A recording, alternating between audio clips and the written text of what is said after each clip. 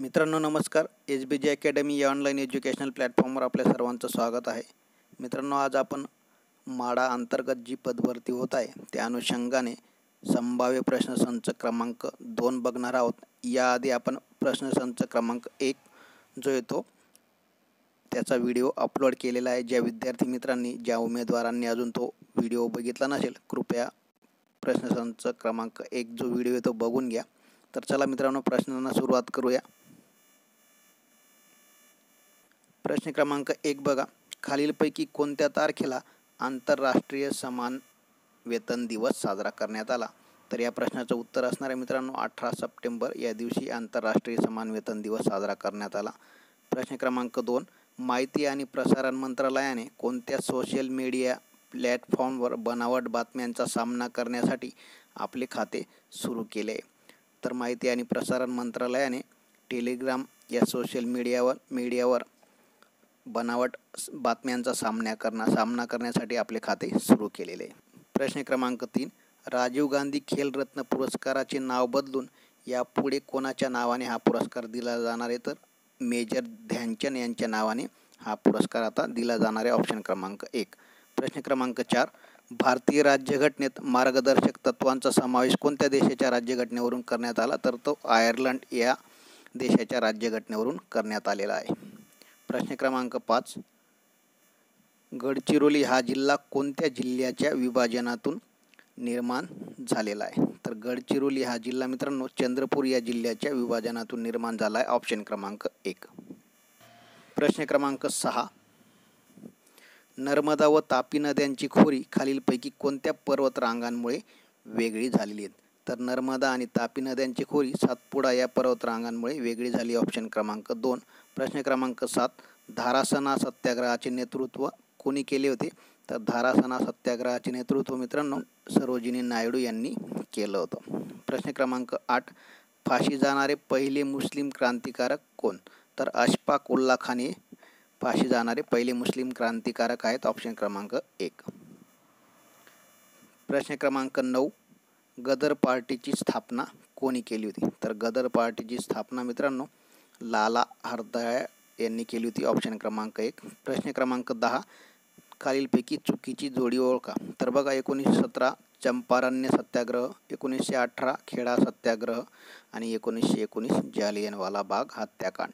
तर वरील जे या तिन्ही जोड्या आहेत मित्रांनो या सर्व बरोबर आहेत. त्यामुळे या प्रश्नाचं उत्तर असणार आहे यापैकी नाही, म्हणजे कोणतीच जोडी चुकीची नसणारे सर्व जोड्या ज्या आहेत त्या योग्य आहेत. प्रश्न क्रमांक 11 1914 मध्ये गांधीजींनी सत्याग्रहाचा यशस्वी प्रयोग कोणत्या ठिकाणी केला होता? तर तो नाताळ म्हणजेच दक्षिण आफ्रिका येथे केला होता. ऑप्शन क्रमांक 1. आणि हा सत्याग्रहाचा पहिलाच प्रयोग होता मित्रांनो गांधीजींचा. प्रश्न क्रमांक 12 भारतातील आर्थिक विकेंद्रीकरणाचा जनक म्हणून कोणास ओळखले जाते? तर आर्थिक विकेंद्रीकरणाचा जनक म्हणून लॉर्ड मेयो यांना ओळखले जाते. आणि स्थानिक स्वराज्य संस्थेचा जो जनक मित्रांनो त्यांना लॉर्ड रिपन हे आहेत. प्रश्न क्रमांक 13 भारतात आढळणाऱ्या कोणत्या प्राण्याचे शास्त्रीय नाव राना टायग्रीना आहे? तर बेडूक या प्राण्याचे नाव मित्रांनो राना टायग्रीना आहे.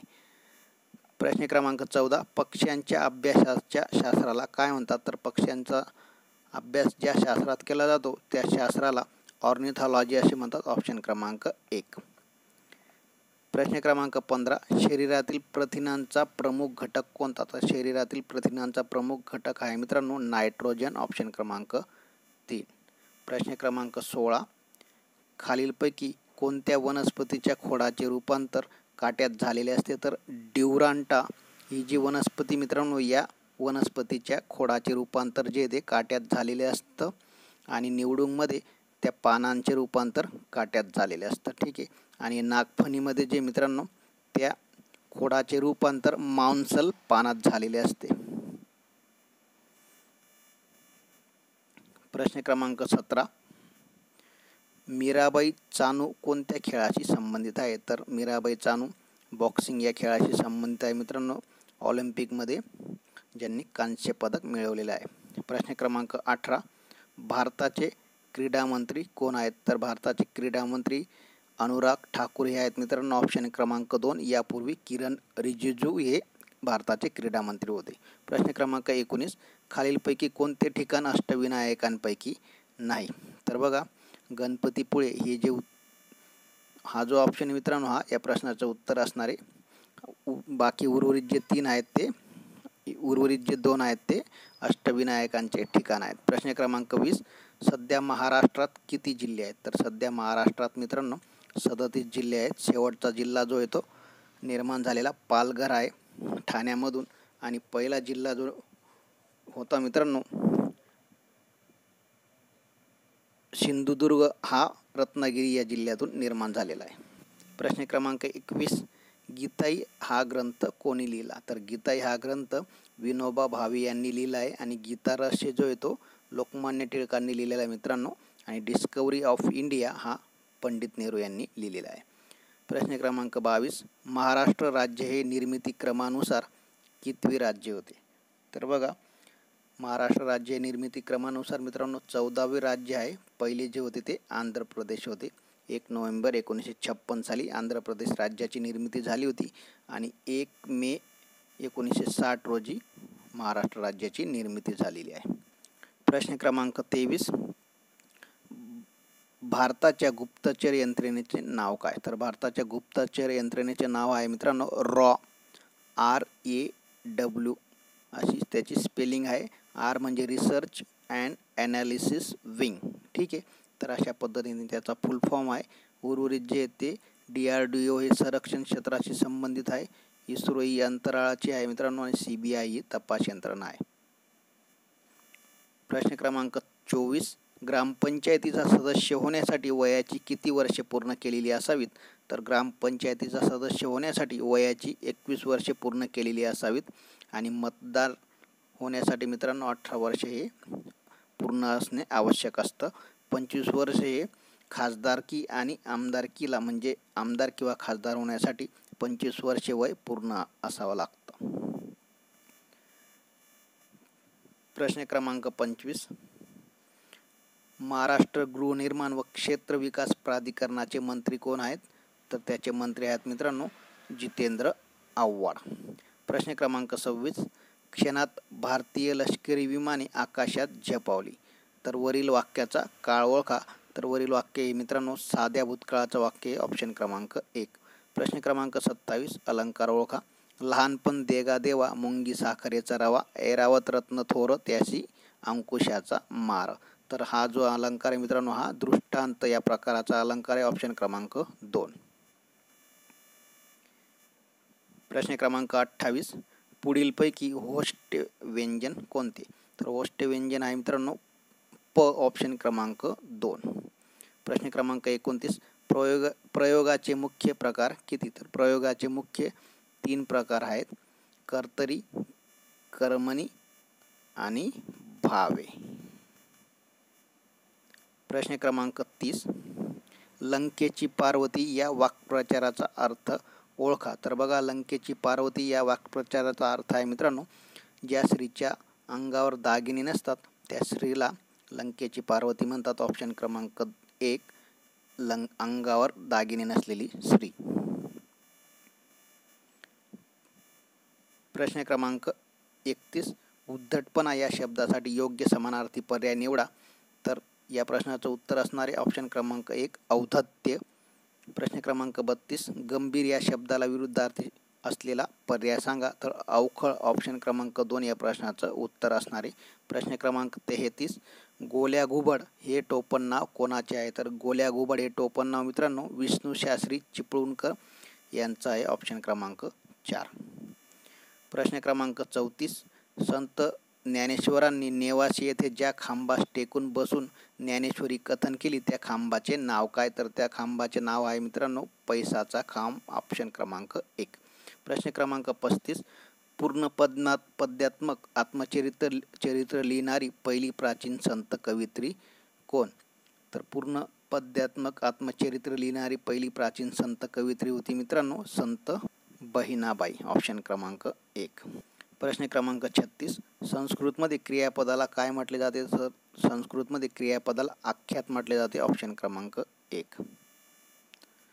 प्रश्न क्रमांक 37, संत वाटिकेतील जाईची वेल असे कुणाचे वर्णन केले जाते? तर संत जनाबाई यांचे संत वाटिकेतील जाईची वेल असे वर्णन केले जाते. प्रश्न क्रमांक 38, जोड्या लावा. भाकऱ्यांची चवड असते मित्रांनो, तर अच असणारे 5, नंतर ब बघा वेलींचा असतो कुंज, बच 1, त्यानंतर तारकांचा असतो पुंज, कच 2 आणि ड बघा मित्रांनो उपकरणांचा असतो संच 3 आणि ई जे उंटांचा तांडा 4. तर बघा 5 1 2 3 4, 5 1 2 3 4. तर ऑप्शन क्रमांक 4 या प्रश्नाचं उत्तर असणार आहे. प्रश्न क्रमांक 39, खेटराची पूजा या अलंकारिक शब्दासाठी योग्य पर्याय निवडा. तर खेटराची पूजा या अलंकारिक शब्दाचा अर्थ होतो मित्रांनो अपशब्दाने खरडपट्टी काढणे, ऑप्शन क्रमांक 1. प्रश्न क्रमांक 40, व्याकरणाला शब्दानुशासन असे कोणी म्हटले आहे? तर व्याकरणाला शब्दानुशासन हे पतंजली यांनी म्हटले, ऑप्शन क्रमांक 2. प्रश्न क्रमांक 41, मयूरने गाईला बांधले. तर प्रयोग ओळखा. हा भावे प्रयोग आहे मित्रांनो. कर्त्याला आणि कर्माला जर प्रत्यय असेल आणि क्रियापद हे एकवचनी एकारांत असेल तर तो भावे प्रयोग असतो. प्रश्न क्रमांक 42, खालीलपैकी धर्मवाचक नाम ओळखा. तर बघा भाववाचक नाम जे असतं त्याला धर्मवाचक नाम म्हणतात.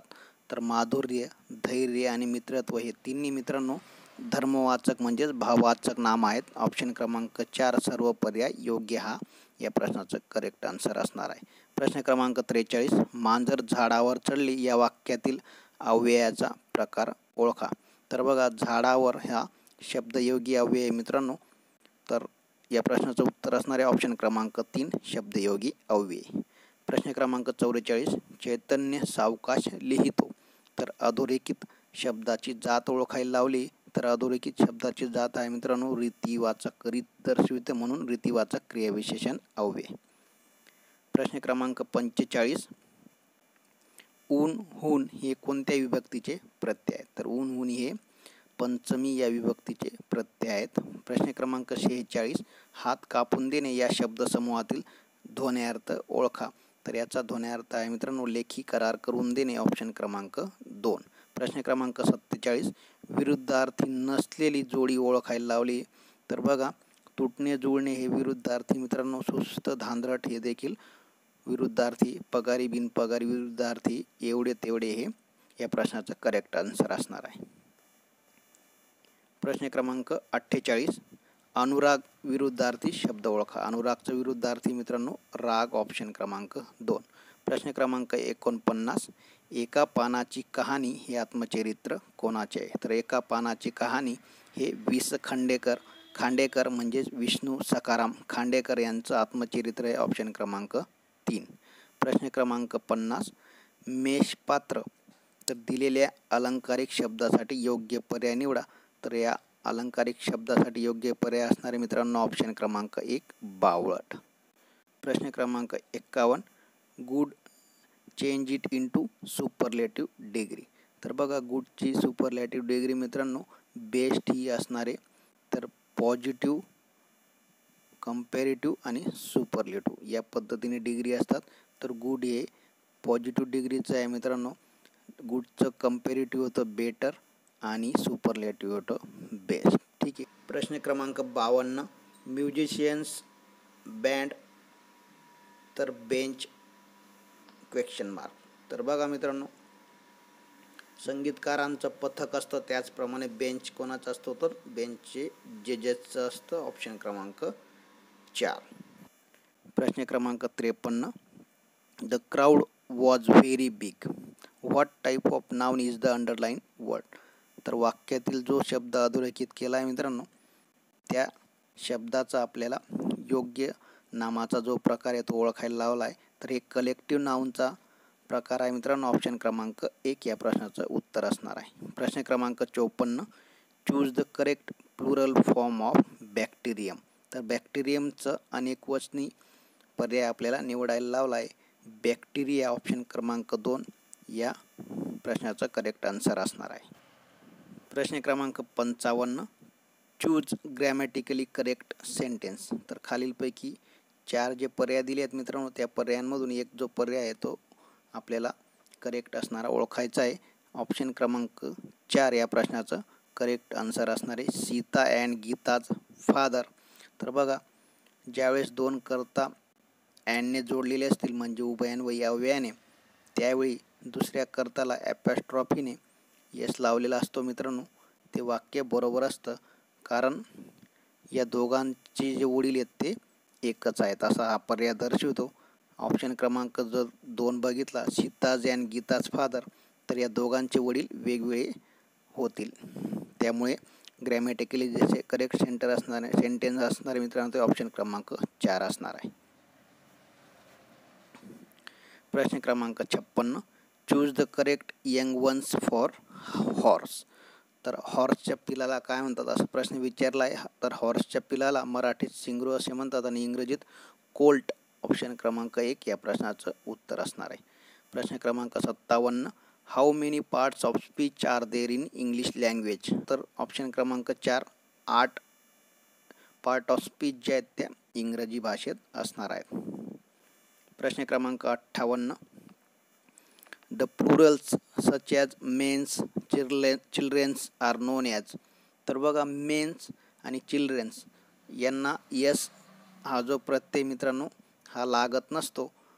त्यामुळे असे प्रत्यय लागलं तर या प्लुरल्सला काय म्हणतात, कारण मेन आणि चिल्ड्रेन हे ऑलरेडी प्लुरल आहेत, अनेकवचनी आहेत, यांना यस लागले तर हे डबल प्लुरल्स म्हणून ओळखले जातात. म्हणून ऑप्शन क्रमांक 3 या प्रश्नाचं उत्तर असणार आहे. प्रश्न क्रमांक 59, choose the correct sentence in which well is as used as noun form.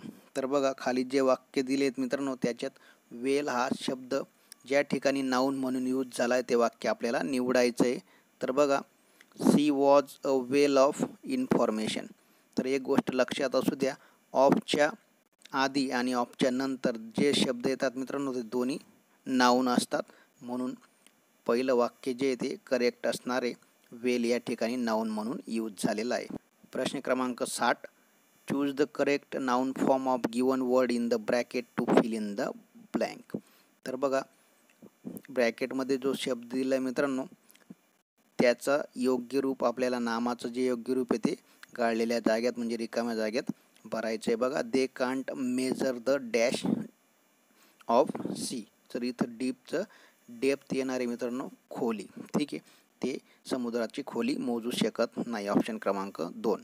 प्रश्न क्रमांक 61, the fan is dash my head. तर बघा, choose appropriate preposition to fill in the blank. रिकाम्या जागी योग्य पर्याय निवडायला लावला आहे मित्रांनो. तर या ठिकाणी ऑप्शन क्रमांक 2 ओव्हर हे हा जो पर्याय हा येणार आहे, the fan is over my head.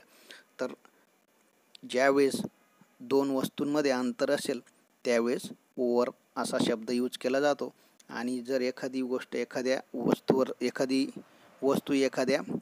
गोष्टीवर स्थिर असेल त्यावेळेस ऑन हे प्रिपोजिशन वापरलं जात असतं. आणि आपण जे मित्रांनो ज्यावेळेस गती असते, समजा हा टेबल आहे आणि इथून जर एखादी कॅट इथं जंप मारत असेल तर या गतीच्या वेळेस the cat is jumping upon the table असा पद्धतीने अपॉनचा यूज होत असतो, हे देखील लक्षात असू द्या. प्रश्न क्रमांक 62, choose the correct preposition to fill in the blank. तर बघा, खाली एक वाक्य दिलं आहे ते रिकाम्या जागी आपल्याला योग्य पर्याय निवडायचा आहे. Translate this passage from English dash Marathi. तर या ठिकाणी ऑप्शन क्रमांक 1 2 हा योग्य ऑप्शन असणार आहे. Translate this passage from English to Marathi. प्रश्न क्रमांक 63, choose the correct form of tense for below given sentence. तर खाली जे वाक्य दिलं आहे मित्रांनो त्याचा योग्य काळ आपल्याला ओळखायचा आहे. बघा, he gave me a pen. त्याने मला एक पेन दिला. तर हे वाक्य जे मित्रांनो ते सिम्पल पास्ट टेन्सचं असणारे ऑप्शन क्रमांक 2. प्रश्न क्रमांक 64, Aishwarya is very beautiful make it exclamatory. तर बघा, याचं उद्गारवाचक वाक्यात रूपांतर करायला लावलं आहे. तर ऐश्वर्या इज व्हेरी ब्युटिफुल या वाक्यात मित्रांनो ये आपल्याला कुठं दिसत नाही. ज्यावेळेस अशा वाक्याचं उद्गारार्थी वाक्य करायला लावलं असेल आणि त्या वाक्यात जर ये नसेल तर त्याची सुरुवात हावने करून शेवटी क्रियापद जोडावं लागतं आणि क्रियापद नंतर मित्रांनो उद्गारार्थी जे चिन्ह असतं ते चिन्ह द्यावं लागतं. तर बघा, how beautiful Aishwarya is he या प्रश्नाचा करेक्ट आन्सर असणार आहे. प्रश्न क्रमांक 65, he is not your enemy. तर या वाक्याचं मेक इट अफर्मेटिव्ह म्हणजे होकारार्थी वाक्यात आपल्याला रूपांतर करायला लावलं आहे. जे वाक्य दिलं आहे ते नकारार्थी मित्रांनो. ठीक आहे, तर होकारार्थी वाक्य करताना जे वाक्य दिलेलं असतं मित्रांनो, नकारार्थीचं होकारार्थी किंवा होकारार्थीचं नकारार्थी करताना तर त्या वाक्याचा जो अर्थ आहे तो न बदलता त्याचं रूपांतर करावं लागत असतं. तर बघा, he is not your enemy म्हणजे तो तुझा शत्रू नाही आहे, म्हणजे तो काय आहे, तुझा मित्र आहे. म्हणून या प्रश्नाचं उत्तर असणार आहे मित्रांनो ऑप्शन क्रमांक 3, ही इज युअर फ्रेंड. प्रश्न क्रमांक 66, find out objective case of they. तर बघा, दे ही नॉमिनेटिव्ह केस आहे मित्रांनो, म्हणजे प्रथम विभक्ती आहे. तर याची द्वितीय विभक्ती आपल्याला शोधायला लावली तर ऑप्शन क्रमांक 1 देम हा योग्य पर्याय असणार आहे. प्रश्न क्रमांक 67, द गव्हर्नमेंट फोर्स्ड हिम. तर बघा, change it into passive voice. तर हे ॲक्टिव्ह वॉइसचं वाक्य मित्रांनो, त्याला पॅसिव्ह व्हॉइसमध्ये आपल्याला कन्वर्ट करायचं आहे. तर बघा, याची वाक्यरचना यस म्हणजे गव्हर्नमेंट जो आहे तो करता आहे मित्रांनो, फोर्स जे आहे ते वर्ब आहे आणि हिम जे आहे ते ऑब्जेक्ट आहे, S plus V plus O. तर आता याचं पॅसिव्ह व्हॉइसमध्ये रूपांतर करताना ऑब्जेक्ट आधी जाणार आहे मित्रांनो. ठीक आहे, त्यानंतर वर्ब येणार आहे आणि वर्बचं तिसरं रूप आपल्याला घ्यावं लागणार आहेत आणि त्या अनुषंगाने टू बीची जी रूप आहेत मित्रांनो ती घेऊन वर्बचं तिसरं रूप घ्यावं लागणार आहे आणि त्यानंतर सब्जेक्ट येणार आहे. सब्जेक्टच्या आधी बाय लागणार आहे. ठीक आहे, हे लक्षात असू द्या. तर बघा, आता याचं रूपांतर कसं होणार आहे पॅसिव्ह व्हॉइसमध्ये. तर ही फोर्स इथं ईडी लागला आहे म्हणजे भूतकाळ आहे मित्रांनो, साध्या भूतकाळाचं वाक्य म्हणून ही वॉज फोर्स्ड बाय आणि सब्जेक्ट आहे द गव्हर्नमेंट. ठीक आहे, तर he was forced by the government असं या प्रश्नाचं करेक्ट आन्सर असणार आहे ऑप्शन क्रमांक 1. प्रश्न क्रमांक 68, the teacher said the earth moves around the sun. Change it into indirect speech. तर बघा, डायरेक्ट स्पीचचं वाक्य मित्रांनो प्रत्यक्ष कथनाचं ते अप्रत्यक्ष कथनात आपल्याला त्याचं रूपांतर करायचं इनडायरेक्ट स्पीचमध्ये. आणि एक लक्षात असू द्या, जर वाक्य हे त्रिकालाबाधित सत्य असेल म्हणजे युनिव्हर्सल ट्रूथ असेल तर त्याचं इनडायरेक्ट स्पीच करताना वाक्यात कोणताही चेंजेस करता येत नाही मित्रांनो. फक्त सेडच्या पुढे दॅट लावायचं आणि वाक्य जसंच्या तसं लिहायचं असतं. तर बघा, the teacher said that the earth moves around the sun option क्रमांक 2 या प्रश्नाचं उत्तर असणार आहे. प्रश्न क्रमांक 69, fill in the blank with appropriate articles. तर बघा, एक वाक्य दिलं आहे आणि रिकाम्या जागी आपल्याला योग्य आर्टिकल यूज करायचं आहे. Sachin got dash best present. तर बघा, बेस्ट जर शब्द आला मित्रांनो तर त्या बेस्टच्या आधी द हे आर्टिकल यूज होत असतं. ऑप्शन क्रमांक 1 या प्रश्नाचं उत्तर असणार आहे. प्रश्न क्रमांक 70, mister Nitin Gadkari is dash MP. Fill in the blank. इथं देखील आर्टिकलचा यूज करायला लावला मित्रांनो. तर एमच्या आधी हा चा उच्चार होत असतो म्हणून या ठिकाणी ॲन हे आर्टिकल यूज होणार आहे. Nitin Gadkari is an MP option क्रमांक 2. प्रश्न क्रमांक 71, गिव सिनॉनिम ऑफ डिलिजंट. तर बघा, डिलिजंट म्हणजे उद्योगी या शब्दासाठी आपल्याला समानार्थी शब्द शोधायचा आहे. तर इंडस्ट्रियस ऑप्शन क्रमांक 1 या प्रश्नाचं उत्तर असणार आहे. प्रश्न क्रमांक 72, choose the correct synonym of the underline word. तर बघा, वाक्य दिलं आहे आणि ज्या शब्दाला अंडरलाईन केली आहे त्याच्यासाठी आपल्याला योग्य पर्याय निवडायचा आहे. वाक्य बघा, in illness you must abstain from greasy food. तर आजारपणात तुला जे ग्रीजी फूड आहेत त्याच्यापासून लांब राहिलं पाहिजे, म्हणजे कीप अवे ऑप्शन क्रमांक 1 या प्रश्नाचं उत्तर असणार आहे. प्रश्न क्रमांक 73, give correct word for burning question.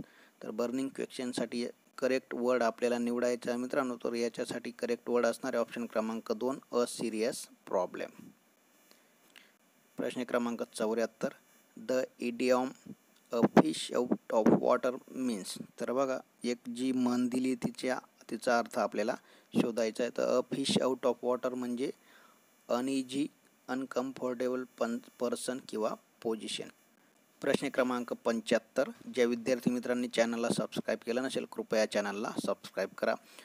तर बघा, choose the correct spelling from given options.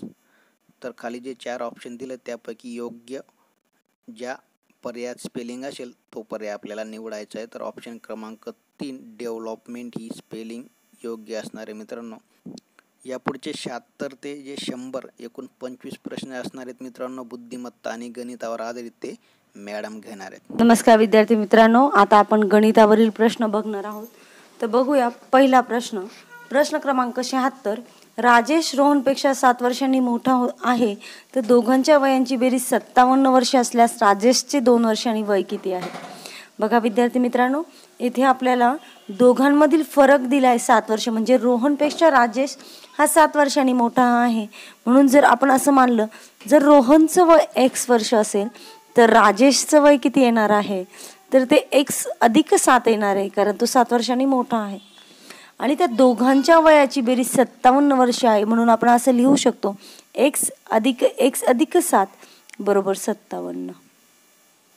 बघा, x अधिक x किती होतात, 2x होतात, अधिक 7 बरोबर 57. जर आपण हे 7 बेरजे ते इकडे पाठवल्यावर ते वजा बाकीत जातील आणि 2x बरोबर किती उत्तर येणार आहे, 57 वजा 7 बरोबर 50. 2x बरोबर 50. आपल्याला x ची किंमत काढायची आहे. मग हे 2 गुणाकारात आहे, इकडे गेल्यावर भागाकारात, आणि x ची किंमत येईल 50/2 बरोबर 25. मग आपण 25 हे वय x हे वय कोणाचं मानलं आहे, रोहनचं मानलंय, म्हणजे रोहनचं वय किती झालं 25. पण विचारलंय राजेशचं वय, मग राजेशचं वय किती येणार आहे, x अधिक 7 म्हणजेच 25 अधिक 7 बरोबर 32. पण त्यांनी विचारताना कसं विचारलंय, राजेशचं 2 वर्षांनी वय, आजचं वय विचारलंय का नाही. आज त्याचं वय 32 वर्ष आहे, 2 वर्षांनी किती होईल, 32 अधिक 2 बरोबर 34 वर्ष त्याचं वय असणार आहे. पर्याय क्रमांक 1 हे त्याचं करेक्ट आन्सर आहे. प्रश्न क्रमांक 77, एका पिशवीत 12 सोडून सर्व लाल, 13 सोडून सर्व निळे, 9 सोडून सर्व काळे आणि 14 सोडून सर्व हिरवे चेंडू असतील, तर पिशवीत एकूण चेंडू किती. बघा विद्यार्थी मित्रांनो, आपल्याला इथे किती प्रकारचे चेंडू दिले आहेत ते आपण आधी बघू. लाल, निळे, काळे आणि हिरवे असे 4 प्रकारचे चेंडू दिलेले आहेत. तर आपण सर्वात पहिले जे चेंडूंची संख्या दिलेले आहेत की एवढे सोडून एवढे, त्या सगळ्यांची बेरीज करून घेणार आहोत. 12 अधिक 13 अधिक 9 अधिक 14 ह्या सगळ्यांची आपण काय करणार आहोत, बेरीज करणार आहोत. आणि ह्या बेरजेला आपण 4 प्रकारचे चेंडू आहेत, म्हणून 4 वजा 1 बरोबर 3 ने भागणार आहोत. भागिले 3 यांची बेरीज किती येते, ती येते 48/3.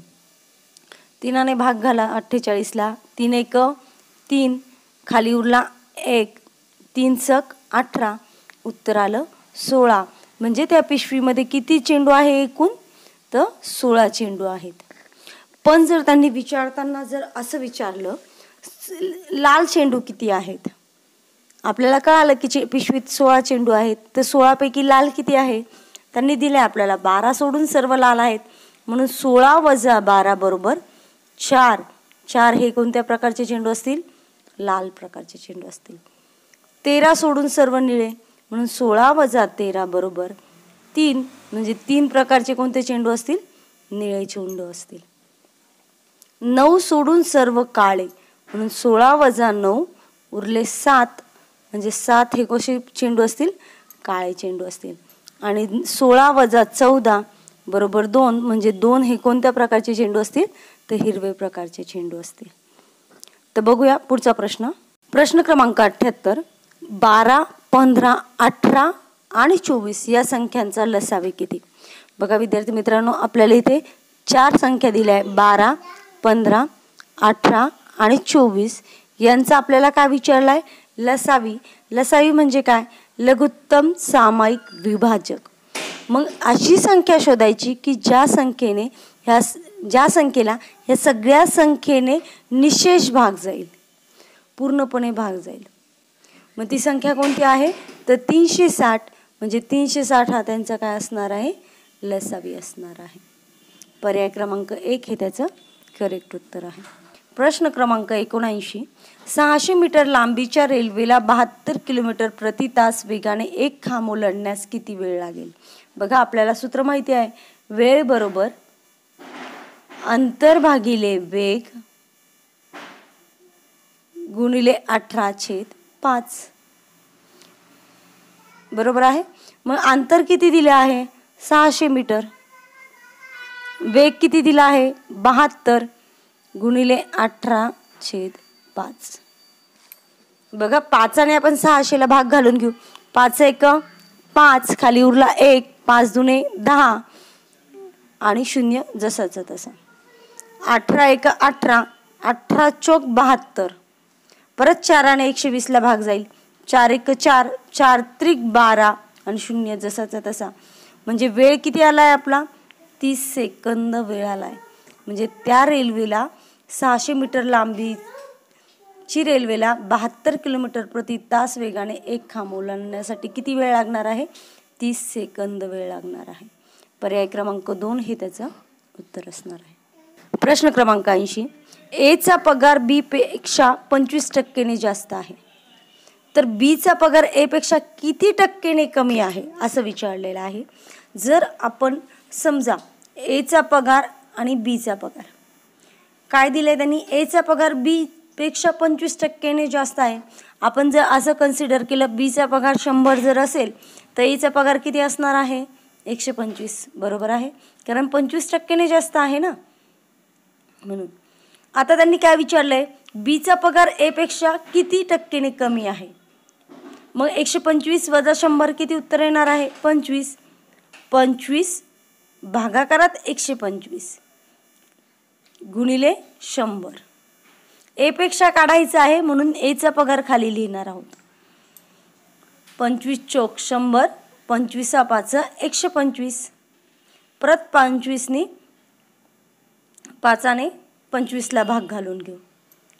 5 एक 5, 5 5 25. राहिले काय? 5 आणि 4. 5 गुणिले 4 बरोबर किती आहेत? 5 चौक 20. म्हणजेच बी चा पगार ए पेक्षा किती टक्क्याने कमी आहे?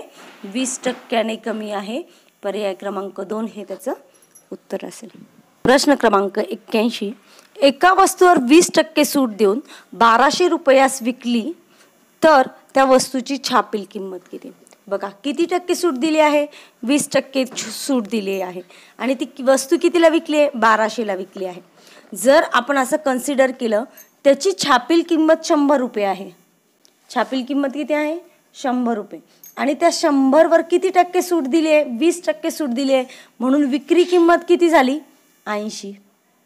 छापील किंमत 100 आहे, 20% सूट दिली तर विक्री किंमत किती झाली आहे? 80 झाली आहे. तर 1200 रुपयास विकलेल्या किमतीचं किती किंमत असणार आहे? छापील किंमत किती असणार आहे जर 1200 रुपयाला आपण ती विकतोय? चला तिरकस गुणाकार करून घेऊया. 1200 गुणिले 100 छेदामध्ये 80. हा 0 गेला, हा 0 गेला. 2 पंचे 10, 2 चौक 8. आता 4ने 12ला भाग घालून घेऊ. 4 एक 4, 4 त्रिक 12, वरचे 2 शून्य जसेच्या तसे. 300 गुणिले 5 गुणाकार किती येतो? 1500. म्हणजे त्या वस्तूची छापील किंमत किती असणार आहे? 1500. पर्याय क्रमांक 3 हे त्याचं करेक्ट उत्तर आहे.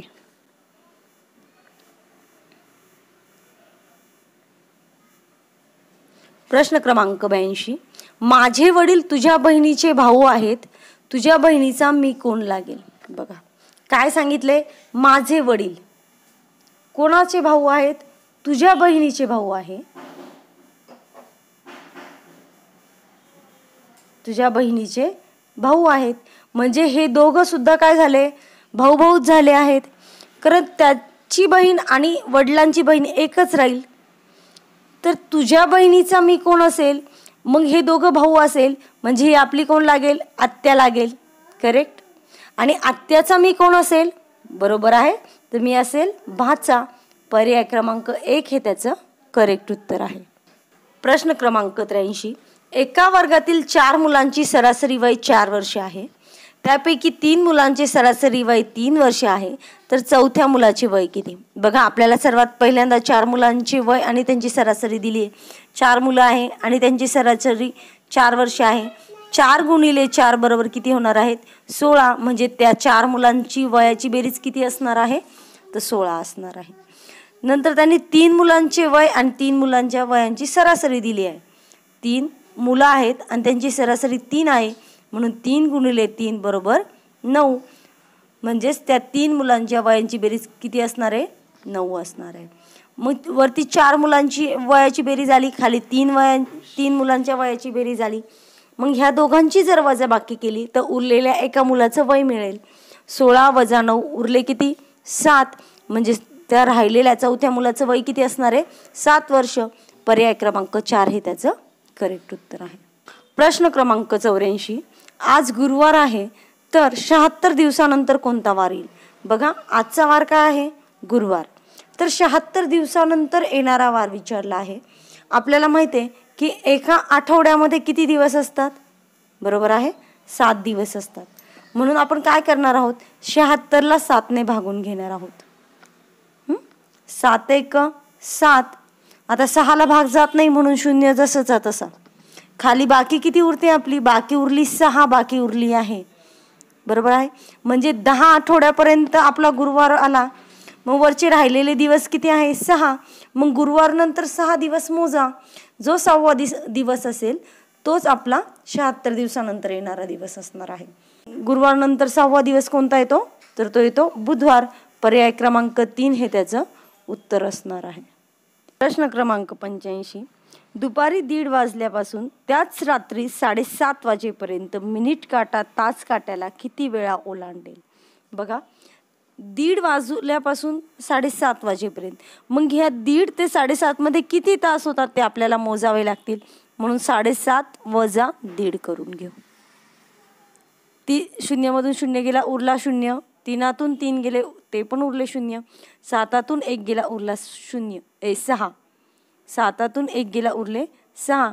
म्हणजे पूर्ण तास किती झाले, 6 तास झाले आहेत. सामान्यतः 1 तास 6 मिनिटात मिनिट काटा तास काट्याला 1 वेळा ओलांडत असतो. म्हणून 6 वजा 1 करून घ्या तर उत्तर येईल 5. म्हणजे तो मिनिट काटा तास काट्याला किती वेळा ओलांडणार आहे, 5 वेळाच ओलांडणार आहे. पर्याय क्रमांक 3 हे त्याचं करेक्ट उत्तर असणार आहे. विद्यार्थी मित्रांनो, खूप सोपं आहे. किती वेळ दिला आहे तेवढे तास काढून घ्यायचे. दिलेल्या किती वाजल्यापासून किती वाजेपर्यंत त्यांचे तास काढून घ्या. त्यात आलेल्या तासामधून फक्त वजा 1 करा. उरलेलं उत्तर हे तुमचं उत्तर असणार आहे. प्रश्न क्रमांक 86. 4.5 किमतीचा अपूर्णांक असलेला योग्य पर्याय कोणता? आता 4.5 म्हणजे किती, 3.75, बरोबर आहे. 4.5 म्हणजे किती, 3.75. तर खालचा पर्याय कोणत्या पर्यायाचं उत्तर 3.75 येईल? पहिला पर्याय बघा 33/4. आता 4 ने 33 भाग झाला, 4 1 4, 4 8 32. बघा 8 पॉईंट काहीतरी उत्तर येते, म्हणजे पहिला पर्याय नसेल. दुसरा बघा 15/4, 4 ने 15 भाग झाला, 4 1 4, 4 त्रिक 12, खाली उरले 3, 4 7 28 पॉईंट देऊन परत उरले 2, 4 5 20. म्हणजे दुसराच पर्याय 3.75 येतोय. म्हणून पर्याय क्रमांक 2 हे त्याचं करेक्ट उत्तर असणार आहे. प्रश्न क्रमांक 87. मुलांच्या रांगेत सुधीरचा डावीकडून 17वा आणि उजवीकडून 7वा क्रमांक आहे, तर त्या रांगेत एकूण किती मुले आहेत? बघा, कन्सिडर करा की इथे सुधीर आहे आणि त्याचा डावीकडून कितवा नंबर आहे? 17वा नंबर आहे, म्हणजे त्याच्या आधी किती मुलं असणार आहे? 16. उजवीकडून 7वा क्रमांक आहे, म्हणजे त्याच्या उजवीकडे किती मुलं असणार आहेत? 6, कारण तो 7वा आहे, म्हणजे उजवीकडे किती मुलं राहतील? 6. तर त्या रांगेत एकूण मुले किती विचारले? आधी 16 आहे, नंतर 6 आहे आणि सुधीर एक धरावा लागेल. 16 अधिक 1 17, 17 अधिक 6 23. म्हणजे त्या रांगेमध्ये एकूण किती मुलं असणार आहे? 23. पर्याय क्रमांक 1 हे त्याचं करेक्ट उत्तर आहे. प्रश्न क्रमांक 88. मयूर व चैतन्य यांचे गुणोत्तर 5:13 आहे आणि त्यांच्या वयातली फरक 24 आहे. तर चैतन्याचे सध्याचे वय किती? बघा, मयूर आणि चैतन्य दोघांचं काय दिलंय? गुणोत्तर दिलंय. मयूरचं गुणोत्तर 5 आहे आणि चैतन्याचं गुणोत्तर किती दिलंय? 13. आणि त्या दोघांच्या वयातला फरक दिलाय तो आहे 24. म्हणून आपण ह्या दोघांचा जो गुणोत्तर आहे त्या गुणोत्तराची काय करणार आहोत? वजाबाकी करणार आहोत, कारण आपल्याला इथे फरक दिलाय वयामधला. म्हणून 13 वजा 5 बरोबर किती येतात? 8. आणि आलेल्या ह्या वजाबाकीने 24ला भाग घालून घेणार आहोत. 8 1 8, 8 3 24. आपलं भागाकार किती आलाय? 3 आलाय. आणि चैतन्याचं सध्याचं वय विचारलंय. चैतन्याचं गुणोत्तर किती आहे? 13 आहे. म्हणून 13 गुणिले 3 बरोबर 33 39. म्हणजे चैतन्याचं सध्याचं वय किती असणार आहे? 39 वर्ष. पर्याय क्रमांक 1 हे त्याचं उत्तर असेल. एका वर्गातील सर्व विद्यार्थ्यांच्या वयाची सरासरी 15 वर्ष आहे. त्यापैकी 15 विद्यार्थ्यांची वयाची सरासरी 12 वर्ष आहे आणि उरलेल्या विद्यार्थ्यांच्या वयाची सरासरी 16 वर्ष आहे. बघा, इथं वर्गातले विद्यार्थी किती आहे असा प्रश्न विचारलेला आहे. आपल्याला वर्गातले विद्यार्थी माहीत नाही आहे, म्हणून वर्गातले विद्यार्थी x मानू. हा पहिला टप्पा असेल. दुसऱ्या टप्प्यामध्ये त्यांनी काय दिलंय? त्यापैकी 15 विद्यार्थ्यांची सरासरी दिली, म्हणजे दुसऱ्या टप्प्यामध्ये आपल्याला 15 विद्यार्थी आहेत. आणि तिसऱ्या टप्प्यामध्ये उरलेल्या विद्यार्थ्यांच्या वयाची सरासरी. आता उरलेले विद्यार्थी किती आहे माहीत नाही. एकूण विद्यार्थी x आहे, नंतर 15 विद्यार्थी आहेत, म्हणजे उरलेले विद्यार्थी x वजा 15 असतील. बरोबर. x विद्यार्थ्यांची म्हणजे पूर्ण विद्यार्थ्यांची सरासरी 15 आहे, म्हणजे त्यांची बेरीज येईल 15x. x गुणिले 15 बरोबर 15x. 15 विद्यार्थ्यांच्या वयाची सरासरी 12 वर्ष आहे, म्हणजे 15 गुणिले 12 बरोबर 180. आणि उरलेल्या विद्यार्थ्यांची सरासरी किती वर्ष आहे? 16, म्हणजे x वजा 15 गुणिले 16 उत्तर असेल 16x वजा 240. आता वर्गातल्या एकूण विद्यार्थी काढायचे आहे, म्हणजे 180 अधिक 6 म्हणजे 180 अधिक 16x वजा 240 ह्या दोघांची बेरीज 15x इतकी असणार आहे, कारण 15x ही एकूण विद्यार्थ्यांची सरासरी आहे. म्हणून विधान काय तयार होणार आहे आपलं? 180 अधिक 16x वजा 240 बरोबर 15x. x एका साईडला घेऊ. हे अधिक 16 इकडे गेल्यावर वजा 16 होतील. 180 मधून वजा 240 गेल्यावरती किती उरतील? वजा 60 बरोबर 15x वजा 16x. उत्तर किती येणार आहे? वजा x येणार आहे, वजा 60. आता विद्यार्थी वजा चिन्हामध्ये ऋण असतील का नाही, म्हणजे एकूण विद्यार्थी x आहेत ते किती असणार आहे? 60. एकूण विद्यार्थी किती आलेले आहे? 60. ऋण चिन्ह निघून जाईल. पर्याय क्रमांक 1 हे त्याचं करेक्ट उत्तर असणार आहे. प्रश्न क्रमांक 90. एखाद्या संख्येचे 20% काढणे म्हणजे त्या संख्येला कितीने भाग द्यावा लागेल? बघा, एखाद्या संख्येचे 20% काढायचे आहे. मग ती एखादी संख्या जर 100 असेल, आपण कन्सिडर करू 100 आहे आणि तिचे 20% काढायचे आहे, म्हणजे 20% आले पाहिजे. तर 100ला कितीने भागितल्यावर उत्तर 20 येणार आहे? बरोबर आहे, 5ने भागितल्यावर उत्तर 20 येणार आहे. 5 1 5, 5 2 10, 0 जसाच तसा उत्तर आलं 20, म्हणजे 5ने भाग द्यावा लागणार आहे. पर्याय क्रमांक 2 हे त्याचं उत्तर आहे. प्रश्न क्रमांक 91. 1200चे 15% बरोबर किती? बघा, 1200 चे, ची, चा असा कोणताही शब्द आला की तो इथे काय घ्यायचं? गुणाकार. 15% 15 छेद टक्के म्हटल्यावर भागिलेमध्ये 100. हे 2 शून्य गेले, हे 2 शून्य गेले, उरले काय 12 गुणिले 15 आणि उत्तर येईल आपलं 180. म्हणजे 1200चे 15% किती आले 180. पर्याय क्रमांक 2 हे त्याचं उत्तर असणार आहे. क्रमांक 92 12 10 8 मीटर लांबी रुंदी उंची असलेल्या हौदात एकूण किती लिटर पाणी मावेल. एक हौद आहे, त्या हौदाची आपल्याला लांबी रुंदी आणि उंची ह्या तिन्ही गोष्टी दिल्या आहेत. तर त्या हौदामध्ये किती पाणी मावेल असं आपल्याला विचारलेलं आहे. म्हणजे आपल्याला त्या हौदाचं काय काढावं लागणार आहे, घनफळ काढावं लागणार आहे. घनफळाचं सूत्र काय आहे मग, लांबी गुणिले रुंदी गुणिले उंची. मग लांबी किती दिली आहे 12, रुंदी किती दिली आहे 10 आणि उंची किती दिली आहे 8. करा गुणाकार. 12 8 96, 96 गुणिले 10 960 घन मीटर. हे त्याचं काय उत्तर आलं आहे, घन मीटर. पण आपल्याला पाणी विचारताना कशात विचारलं आहे, लिटरमध्ये विचारलं आहे. मग 1 घनमीटर म्हणजे किती 1000 लिटर. तर 960 घनमीटर म्हणजे किती होणार आहे, तर ते होणार आहे 9,60,000 लिटर. पर्याय क्रमांक 3 हे त्याचं करेक्ट उत्तर असणार आहे. दिलेल्या प्रश्नात 2 विधाने आणि 2 अनुमाने दिले आहेत.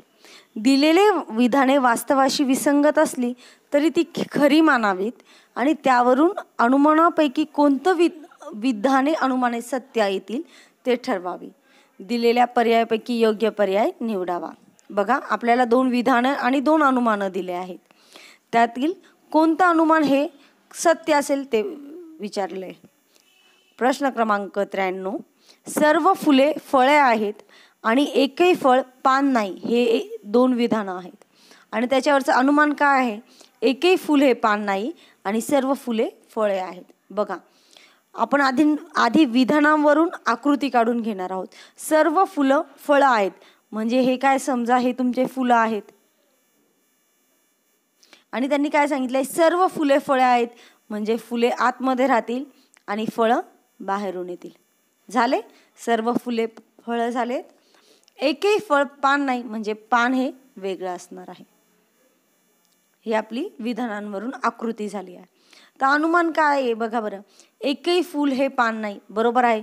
फूल वेगळे आहे, पान वेगळे आहे, एकही फूल पान नाही म्हणजे पहिलं अनुमान हे बरोबर आहे. सर्व फुले फळे आहेत, सर्व फुले फळं आहेत, हेही विधान बरोबर आहे. म्हणजे दोन्ही अनुमान कसे आहेत, बरोबर आहेत.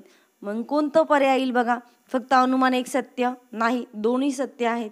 फक्त अनुमान 2 सत्य हे पण नाही, फक्त अनुमान 1 व 2 सत्य म्हणजे तिसरं विधान हे बरोबर असणार आहे.